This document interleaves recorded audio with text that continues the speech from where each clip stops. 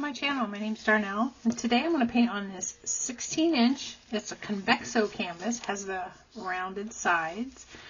It is a painting that I had painted on before and didn't care for it, so we are going to paint over it. So I sanded it down, I applied a new coat of gesso, and we've got a clean surface to start with. I'm going to do a swipe, and then I'm going to blow some flowers into the paint. So I'm going to use a lot of greens and a little bit of turquoise. The color I'm going to swipe with is a color called Twilight Pearl. And it's like a dark blue turquoise color. Let's get started. This here is a little bit of the Twilight Pearl with some white added to it.